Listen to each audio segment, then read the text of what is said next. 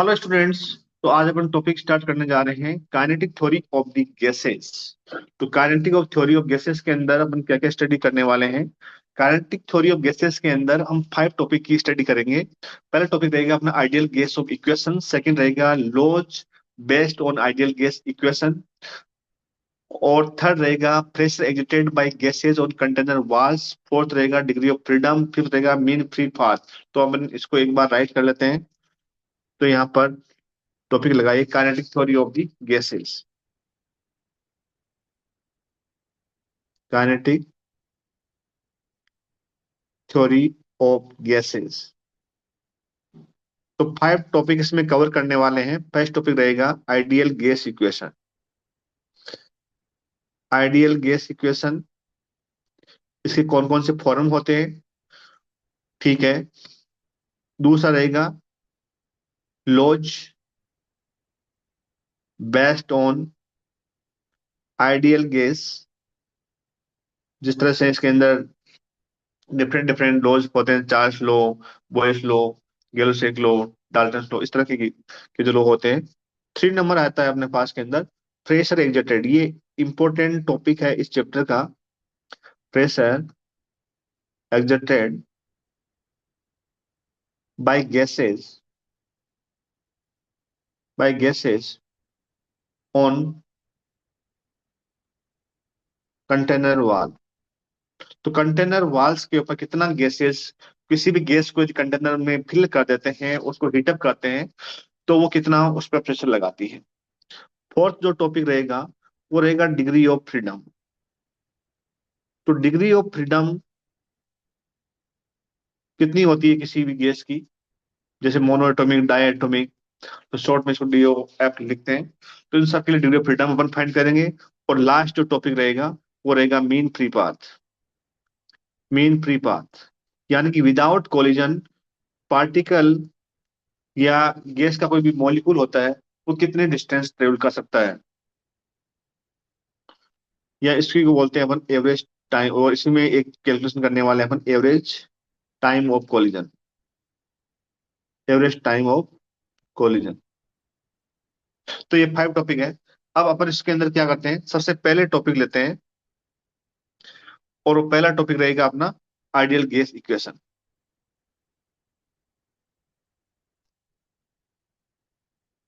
Okay. तो first topic लेते हैं, तो लगाते हैं heading ideal gas equation. Ideal gas equation, तो जैसे केमिस्ट्री के अंदर भी स्टडी करते हैं कि आइडियल गैस इक्वेशन क्या होती है, उसी तरह से यहाँ पर अपना आइडियल गैस के बारे में स्टडी करने वाले हैं। तो आइडियल गैस इक्वेशन से पहले अपन देख लेते हैं रियल गैस इक्वेशन क्या होती है। तो बेटा रियल गैस इक्वेशन होती है P plus N square A by V square और V minus N B equal to the N R T. अब यहाँ पर अपन देख पा रहे हैं जिसको बोलते हैं वंडर वाल इक्वेशन बोलते हैं। इसको बोलेंगे अपन वंडर वाल इक्वेशन।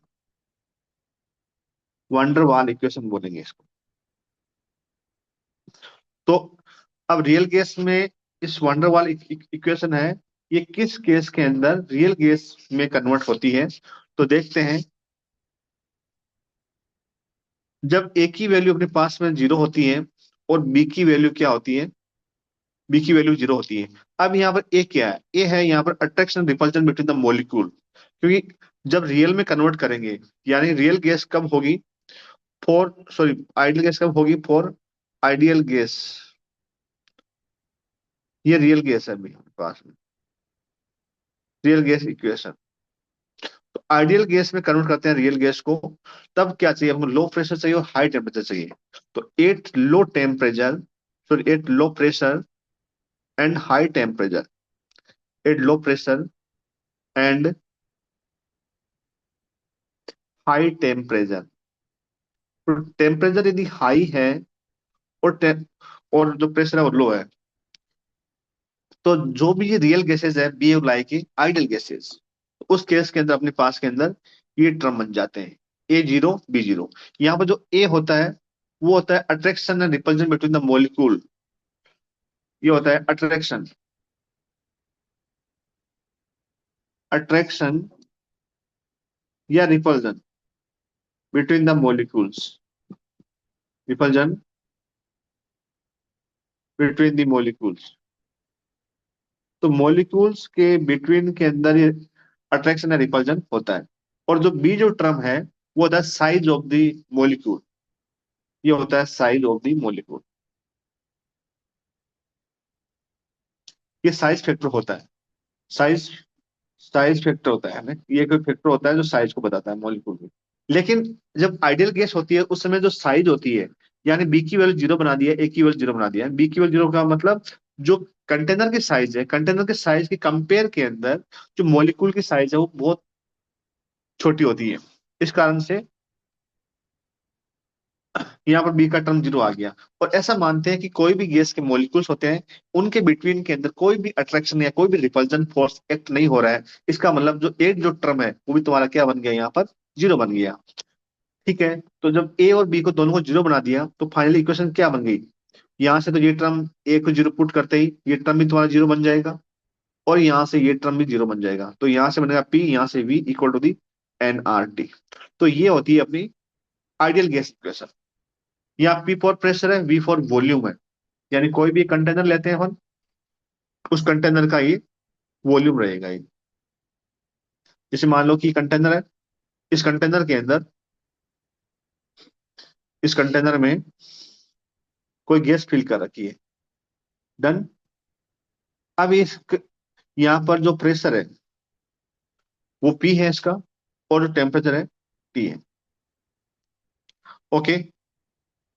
तो किसी भी टाइम पर इसका जो प्रेशर है वो अपन एक बार यूनिफॉर्म मान लेते हैं कि प्रेशर पी है और टेम्परेचर टी है इसका, और इसके अंदर एन नंबर ऑफ गैसेज है। ओके, तो ये हो गया। तो यहाँ पर sorry N number of mole है, तो एन होता है number of the moles, number of mole.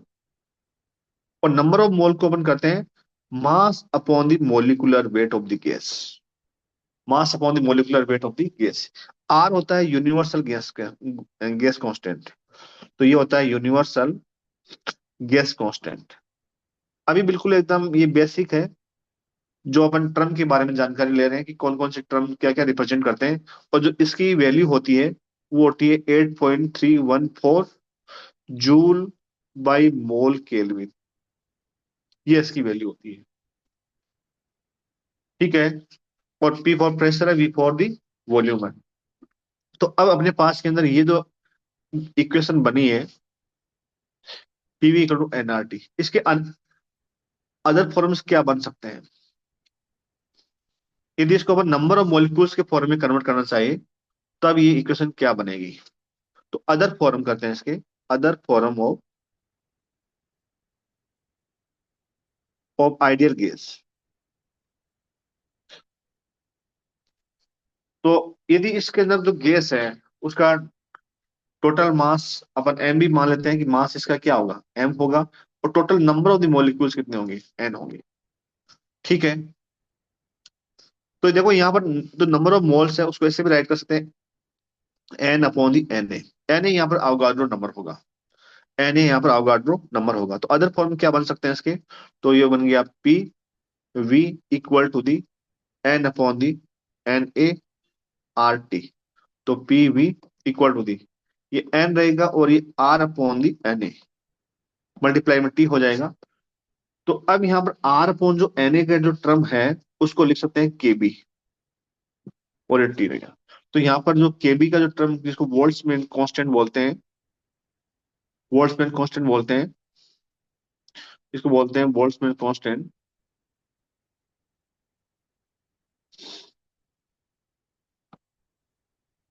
Boltzmann constant बोल देंगे इसको। और जो इसकी वैल्यू हम यहाँ से निकाल सकते हैं, तो K B equal to the R की वैल्यू 8.314 होती है, और इसकी वैल्यू होती है 6.023 इंटू 10 की पावर 23। तो ये हो जाएगा 1.38 इंटू दी 10 की पावर -23 जूल पर केल्विन, जूल पर केल्विन हो जाएगा इसका। तो ये जूल पर केल्विन हो जाएगा। ओके। तो यहाँ पर देखो प्रेशर, वॉल्यूम, और यहाँ पर ये यूनिवर्सल गैस कांस्टेंट है, इसकी आप चाहो तो डायमेंशन भी यहाँ पर फाइंड कर सकते हो। यदि आपको आर की डायमेंशन फाइंड करनी है, जैसे आर की डायमेंशन क्या हो जाएगी यहाँ पर। तो जो पीवी का जो टर्म होता है हमेशा, पीवी का जो टर्म होता है वो क्या बताएगा आपको। जैसे पीवी का जो टर्म है, ये पीवी होता है, ये इसको ये बताएगा आपको जूल में, क्योंकि ये एनर्जी है ये। और जो केबी है, केबी की आपके पास के अंदर, केबी की यूनिट क्या है, केबी की यूनिट है joule by kelvin. Okay, done. और टेम्परेचर के लिए अपन रखते हैं केल्विन। तो यहाँ पर चाहे तो अपन आर के लिए निकाल सकते हैं। तो आर का क्या हो जाएगा, आर इक्वल टू देखो, आर इक्वल टू क्या आएगा, के बी एन ए। ये तो एन ए तो क्या होगा, अवगाद्रो नंबर होगा, तो इसके लिए कोई कुछ होगा नहीं। तो जे बाई के, तो यानी एक तरह से हो जाएगा जे बाई के। जे के लिए होगा M1L2T-2, ये एनर्जी के लिए होती है, ये टेम्परेचर के लिए होती है। टेम्परेचर के लिए के ही रख लेते हैं इसको के। तो यहाँ से क्या आ जाएगा, M1L2T-2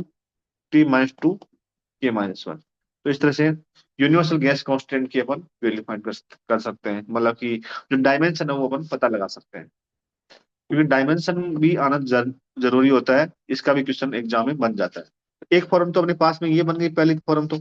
और सेकंड फॉर्म है, सेकंड फॉर्म क्या बन सकती है, यदि टोटल वॉल्यूम इसका कंटेनर का वी है और उसमें टोटल गैस एम है, तो अपन लिख सकते हैं वो यहाँ पर डेंसिटी के फॉर्म में इसको राइट कर सकते हैं अपन।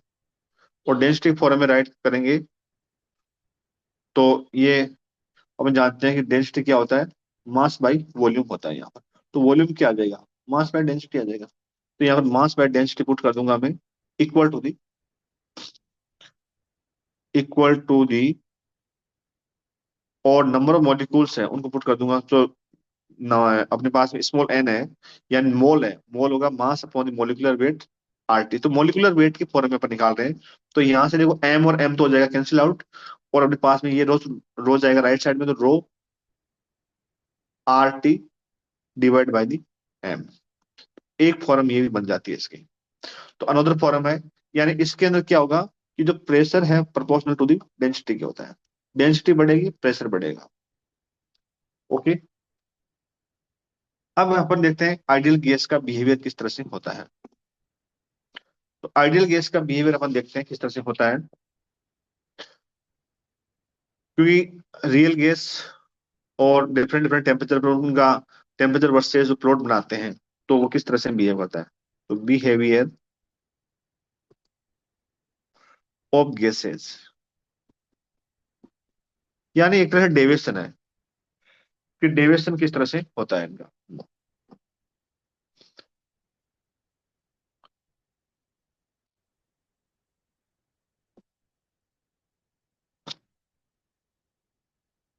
ओके,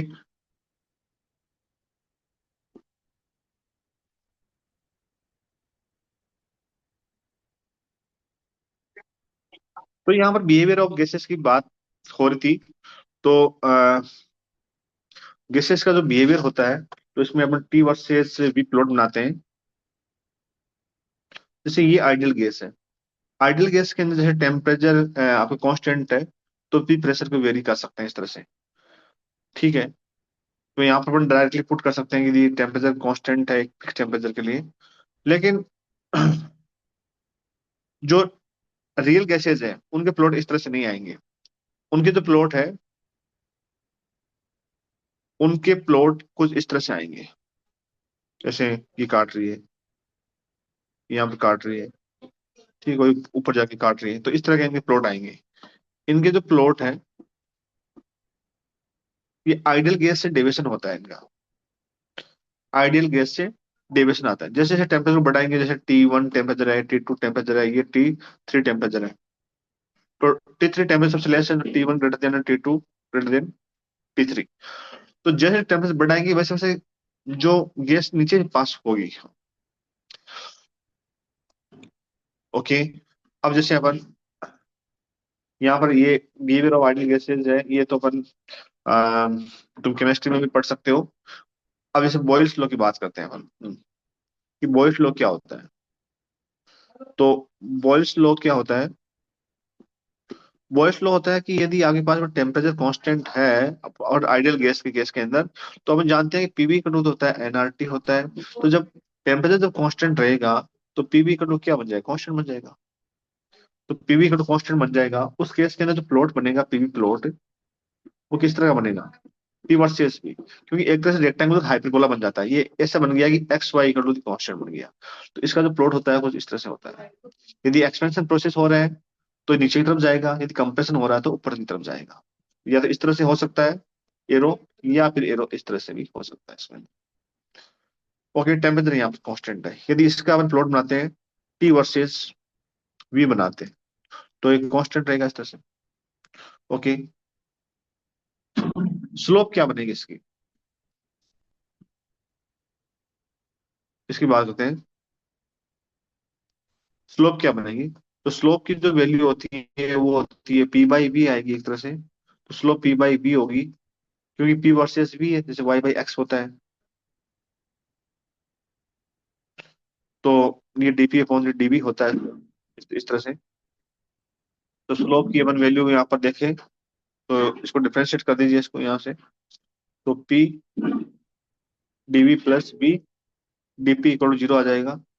तो यहाँ से डीपी अपॉन डीवी की जो वैल्यू है वो आएगी अपने पास के अंदर माइनस वी बाई पी हो जाएगी। स्लोप नेगेटिव है, और स्लोप नेगेटिव होने के कारण ही जो प्लॉट है वो इस तरह से बनता है। क्योंकि यहाँ पर देख सकते हो आप, यदि टेंजेंट बनाते हैं अपन, तो जो एंगल की वैल्यू है यहाँ इसके साथ में, वो ग्रेटर देन 90 है, और जब टेन थीटा 90 से जब ग्रेटर होता है, उस केस के अंदर टेन थीटा की वैल्यू नेगेटिव होती है। तो स्लोप यहाँ पर नेगेटिव रहेगी। डन। तो ये हो गया अपने पास के। अब जैसे दो स्टेट के लिए कैसे लगाते हैं, फॉर टू स्टेट्स, जैसे दो स्टेट के लिए काम में लेना है इसको, फॉर टू स्टेट्स। तो जैसे एक स्टेट यहाँ पर हो गया, दूसरी स्टेट ये हो गया। डन। तो इस पर प्रेशर की वैल्यू होगी कुछ P1, और इस टाइम पर जो इसका वॉल्यूम होगा वो होगा V1। इस केस के अंदर वॉल्यूम V2, और जो प्रेशर की जो वैल्यू है वो P2 है। टेम्परेचर तो क्या है, पूरे प्रोसेस के अंदर कांस्टेंट है। तो ऐसे में क्या आएगा, यहाँ से आएगा P1 V1 equal to the P2 V2 हो जाएगा, इक्वल टू एक NRT। तो ये जनरल इक्वेशन लग जाएगी इस केस के अंदर। अब बोलेगी आपको कि दो प्रेशर गिवन है दोनों स्टेट के ऊपर, और एक का वॉल्यूम गिवन है, तो सेकंड वॉल्यूम निकालिए, तो आप निकाल सकते हो। यदि दोनों आपको प्रेशर और वॉल्यूम दोनों गिवन है, और बोले टेम्परेचर निकालो, तो टेम्परेचर निकाल सकते हो यदि मोल गिवन है आपको गैस के। तो इस तरह से इसको यूज करते हैं। सेकंड है यहाँ पर चार्ल्स लॉ। तो चार्ल्स लॉ क्या होता है, चार्ल्स लॉ, तो चार्ल्स लॉ में क्या होता है कि प्रेशर की जो वैल्यू होती है वो कांस्टेंट होती है। तो जब PV equal to the NRT के अंदर प्रेशर की जो वैल्यू कांस्टेंट रहेगी, तो वी बाई टी का जो रेशियो क्या बनेगा अपने पास के अंदर, वो बनेगा N R T by P बनेगा। तो यानी यहाँ पर जब हम प्लॉट बनाते हैं पी वर्सेस वी, ये फेमस प्लॉट होता है, तो पी प्रेस कांस्टेंट है, तो इस तरह का प्लॉट जाएगा। लेकिन यदि ये प्लॉट अपन बनाते हैं, वी वर्सेस टी बनाते हैं, तो वी वर्सेस टी बनाते हैं, तो ये प्लॉट कुछ इस तरह से जाएगा। ओरिजिन से बिल्कुल मिलता नहीं है, लेकिन ओरिजिन यदि इसको पीछे एक्सटेंड करें तो ओरिजिन में मिलेगा ये जाके। तो इस तरह का प्लॉट आता है ये। ओके, ये ऐसे ऊपर भी जा सकता है एरो, नीचे भी आ सकता है एरो। तो स्लोप इस केस के अंदर क्या बन जाती है, स्लोप इस केस के अंदर बन जाएगी एनआरटी बाई पी बन जाती है। कोई भी प्रोसेस आइसो यहाँ पर प्रेशर कौन आइसो बारिक तभी बन सकता है, चार्ज लो तभी लग सकता है, जब इसको पीछे एक्सटेंड करने में ओरिजिन से पास करें। लेकिन कई बार क्या होता है, डेविएशन होता है। यदि इस तरह का प्लॉट है, यानी वी और पी, वी और टी, और इस तरह का प्लॉट आ गया यहाँ पर, पीछे तो एक्सटेंड किया, तो ये तो वी पर काट रहा है, यहाँ पर ओरिजिन पर नहीं मिल रहा है। तो ऐसा केस के अंदर चार्ज लो लागू नहीं होगा। इस केस में प्रेशर कांस्टेंट नहीं रहेगा। इस केस में प्रेशर कांस्टेंट है, लेकिन इस केस के अंदर प्रेशर क्या है वो कांस्टेंट नहीं रहेगा। तब उसको अदर ढंग से सोल्व करते हैं क्वेश्चन को। वो क्वेश्चन के कंडीशन पर डिपेंड करता है कि उसमें क्या इक्वेशन गिवन है। तो यहाँ पर दो स्टेट के लिए लगाना है, तो फॉर टू स्टेट के लिए V1/T1 equal to the V2/T2 कर दो। जैसे आपको तीन वेरिएबल गिवन है, तो चौथा फाइंड करना कर सकते हो यहाँ पे, यहाँ से। ओके, इसी प्रकार से गेलुसेक लो। गेलुसेक लो के अंदर क्या होता है कि इसमें वॉल्यूम कांस्टेंट होता है। गेलुसेक के अंदर क्या होता है कि वॉल्यूम कांस्टेंट होता है।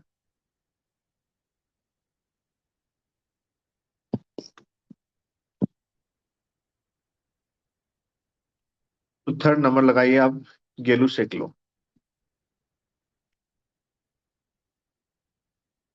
गेलुसेक लो। गेलुसेक लो के अंदर वॉल्यूम कांस्टेंट होता है। जब वॉल्यूम कांस्टेंट रहेगा तो इस केस के अंदर PV equal to the NRT, यानी पी इक्वल टू दी तुम्हारा बन जाएगा एन आर वी, और मल्टीप्लाई टी। देखो इस केस के अंदर, ऊपर वाले केस के अंदर यहाँ पर प्रेशर कांस्टेंट है, तो ये टी को मान लीजिए, ये टी को बाहर निकाल दिया।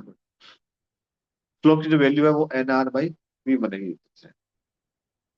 क्योंकि टी तो अपन ने इधर ले लिया ना इसको, तो टी को हटाइए यहाँ से।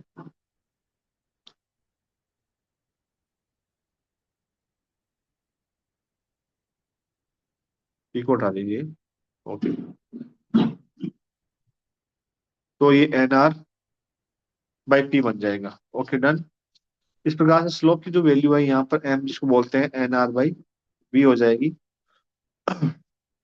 और इसके अंदर प्रेशर प्रोपोर्शनल हो जाएगा। तो यहाँ पर P two upon P one equal T two upon T one, ही डायरेक्टली अपन लगा सकते हैं। क्योंकि जब भी प्रपोर्शनल होता है तो इस तरह का रेशियो भी हमेशा वैलिड होता है। डन। तो ये हो गया तुम्हारा गेलो सीख लो। अब अपन करते हैं अवगाद्रो हाइपोथेसिस की बात। तो फोर्थ नंबर हो जाएगा तुम्हारे पास में Avogadro hypothesis. Avogadro hypothesis. Hypothesis.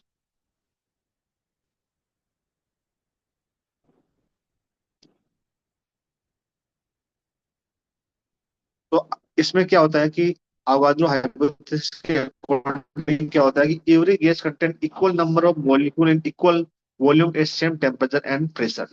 यदि प्रेशर और टेम्परेचर सेम है, तब यहाँ पर every gas contain equal number of molecules. Equal number of the molecules होती है, N2 N3 N4 and so on. यदि सेम टेम्परेचर है, at same temperature and pressure, pressure और टेम्परेचर यदि सेम है आपके पास में, तो उसके अंदर ये जो गैस है, इसके मोल्स होते हैं वो इक्वल होते हैं। जैसे एसटीपी पे लेते हैं अपन, एसटीपी क्या मतलब क्या होता है, स्टैंडर्ड टेम्परेचर प्रेशर। यानी उसके अंदर प्रेशर की वैल्यू तो होगी 1 एटमॉस्फेयर, और टेम्परेचर की वैल्यू होगी 27 डिग्री सेल्सियस। ओके, तो इस एसटीपी के ऊपर तो क्या है कि वॉल्यूम भी सेम होता है। यहाँ पर तो इसका वॉल्यूम भी होता है 22.4 लीटर के समथिंग होता है, ये होता है। तो आइगोन्द्रो हाइपोथेसिस के अंदर क्या होता है कि uric acid contain equal number of molecules in equal volume at same temperature and pressure condition. Done.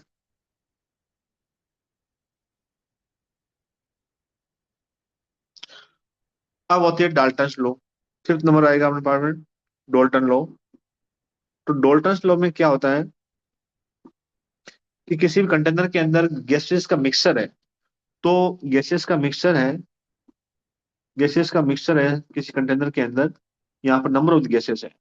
तो यहाँ पर पिस्टन पर जो लगने वाला जो टोटल प्रेशर है, वो इंडिविजुअल गैसेस के अप्लाइड प्रेशर के सम के इक्वल होता है। यानी कि वापस से सुन लीजिए एक बार, यदि कंटेनर के अंदर गैसेस का मिक्सचर है, तो पिस्टन पर जो भी प्रेशर लगेगा वो सभी इंडिविजुअल गैसेस के प्रेशर के सम के इक्वल आएगा।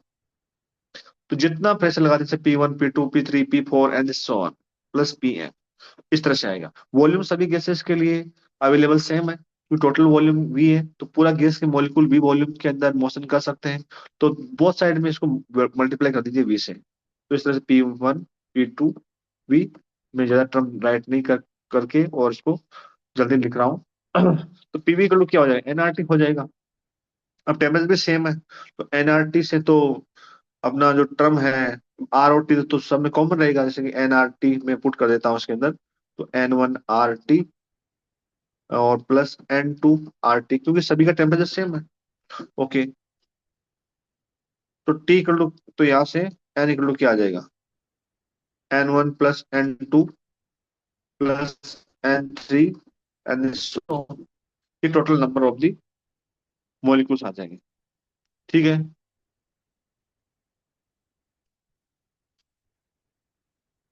ओके, अब आप सोच रहे होंगे कि अवगाद्रो नंबर में तो ये बोला था कि यहाँ पर जो नंबर ऑफ मोल्स है वो सेम रहना चाहिए, सेम टेम्परेचर और प्रेशर है तो, लेकिन यहाँ पर प्रेशर सेम नहीं है, क्योंकि सभी गैसेस का अलग अलग है यहाँ पर। ये बात थी कि जो अलग अलग कंटेनर है तुम्हारे पास के अंदर, अलग अलग कंटेनर है, और अलग अलग कंटेनर के अंदर यदि प्रेशर और उसका प्रेशर और टेम्परेचर सेम है, टेम्परेचर और प्रेशर सेम है, तो वॉल्यूम भी सेम रहेगा।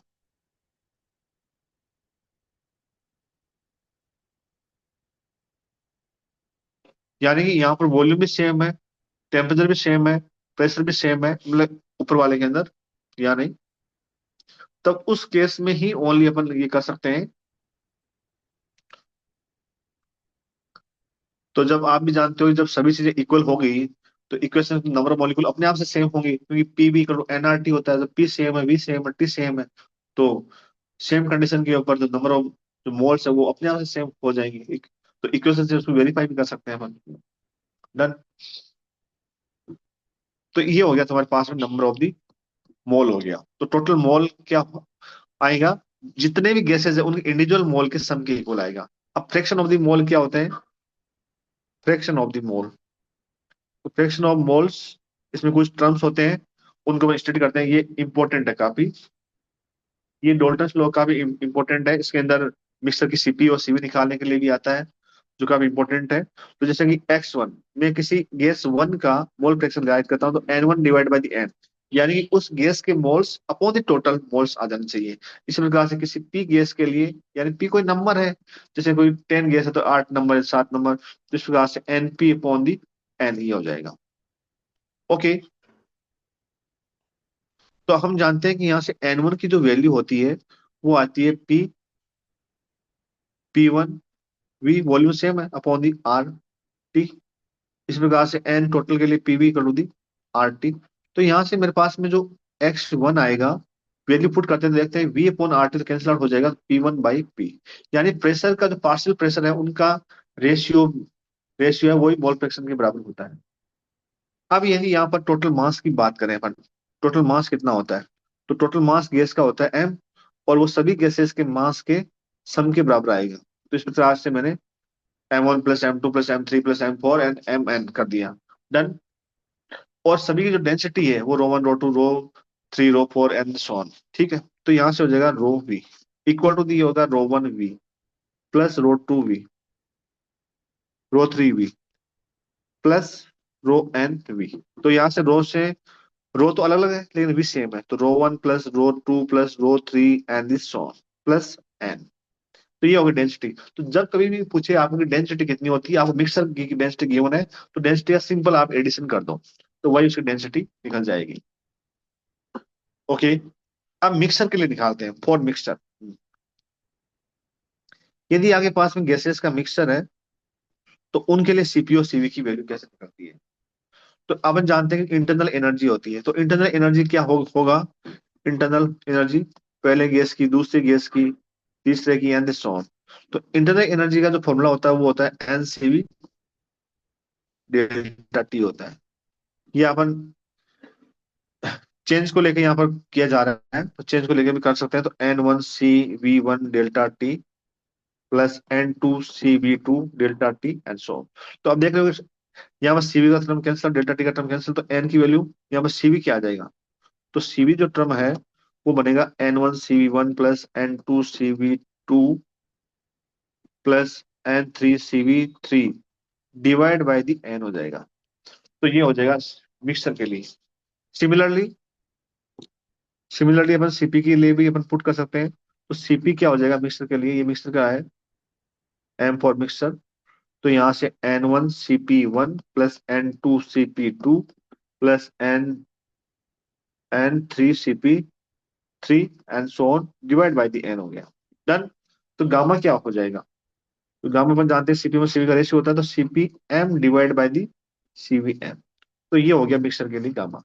तो इस तरह से अपन निकाल सकते हैं। तो अपन जब भी गिवन होती है, गैसेस गिवन होती है, तो उस केस के अंदर हमें क्या क्या चीजें की जरूरत है। ये तो मोल चाहिए और उस गैस के लिए सीपी और सीवी की वैल्यू चाहिए। यदि इतना पता है तो अपन कर सकते हैं।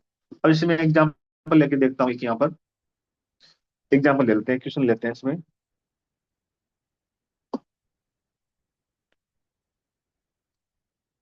क्वेश्चन है अपना, यदि आपके पास के अंदर O2 और हीलियम का मिक्सचर है, ये मिक्सचर है, ठीक है। अब यहाँ पर जो एन, इसके जो मोल है, इसके मोल तो 1 है, और हीलियम के जो मोल है वो 4 मोल है। तो find gamma of the mixture, find the gamma of the mixture. तो मिक्सचर का गामा कैसे फाइंड करेंगे यहाँ से? तो मिक्सचर का गामा फाइंड करने के लिए पहले हमें चाहिए C1 चाहिए। मैं इसको 1 लेता हूँ, इसको 2 मान लेता हूँ। तो CV1 चाहिए। अब यहाँ पर दोनों ही गैसेस क्या है? देखो हीलियम, ये सॉरी हाइड्रोजन नहीं, यहाँ पर हीलियम है। हीलियम, तो ये मोनोटोमिक, ये डायटोमिक गैस है। डायटोमिक गैस के लिए जो सीवी की वैल्यू होती है वो होती है 5/2R होती है। और इसके लिए सीवी की जो वैल्यू होती है वो होती है 3/2R होती है। तो CP1 की वैल्यू भी आ जाएगी, यहाँ से क्या आएगी? वो आएगी 7/2R होती है। और CP2 की वैल्यू भी कितनी आ जाएगी? ये यहाँ से 5/2R हो जाएगी। अब उसके बाद के अंदर पहले अपन यहाँ पर निकालते हैं, CVM निकालते हैं। CVM निकालने पर क्या हुआ? N1 CV1 plus N2 CV2 divide by total mole. तो टोटल मोल यहाँ पर 1+4 5 हो जाएगा, तो ये हो जाएगा 1। और यहाँ से हो जाएगा 5/2R प्लस 4 मल्टीप्लाई, और ये CV2 की वैल्यू हो जाएगी 3/2R डिवाइड बाई दी 5 हो जाएगा। तो यहाँ से C1 की जो वैल्यू क्या आएगी? वो आएगी 8.5। सोल्व करेंगे तो डिवाइड बाई दी 5 बन जाएगी। अब CP2 CPM के लिए, CPM को आप ऐसे भी निकाल सकते हो डायरेक्टली, CVM प्लस R से भी निकाल सकते हो। तो यहाँ से +5 ऐड करेंगे तो 13.5 बन जाएगा ये। तो 13.5R बन जाएगा डिवाइड बाई 5, क्योंकि यहाँ पुट कर दिया वैल्यू उसकी, प्लस R हो जाएगा। ओके। तो गामा की जो वैल्यू है सिंपली क्या आ जाएगी? गामा की जो वैल्यू है वो CP/CV होता है, तो 3.5R divide by 5 upon the 8.5R upon the 5। तो आफ्टर सोल्व करेंगे तो ये बनेगा अपने पास 1.59। अब कई बार ऐसे भी होता है कि गामा निकलने के बाद में कि मिक्सर जो आया है, तो रिजल्टेंट कौन सी गैस बन रही है इसकी? तो यहाँ पर कोई भी गैस के लिए नहीं होता है, क्योंकि गामा की वैल्यू 1.67 होती है मोनोटोमी के लिए, 1.4 होती है डायटोमी के लिए। तो यहाँ पर इन दोनों के बीच के अंदर है ये। तो मतलब इसको अपन कोई गैस का नाम नहीं दे सकते यहाँ पर, पर्टिकुलर गैस का। ओके। तो इस तरह से अपन मिक्सर का सीपी और सीवी निकाला है। और मिक्सर का सीपी और सीवी निकालने के लिए ये क्वेश्चन बनता है इसका, और काफी इंपॉर्टेंट है। तो इसको ध्यान में रखिए आप लोग। तो इसमें अभी अपन इसमें क्या क्या किया है? इसमें अपन ने किया है कि करंटली सॉल्यूबल गैसेस के अंदर अपन ने आइडियल गैस अभी स्टडी किया है, law based on the ideal gas किया है। अभी pressure exerted by gases on container wall. तो कंटेनर वाल पर कितना प्रेशर लगता है, वो चीजें हमें करनी अभी बाकी है इसकी। तो अभी वो भी करेंगे। अभी एक बार के लिए इतना ही करते हैं। Thank you.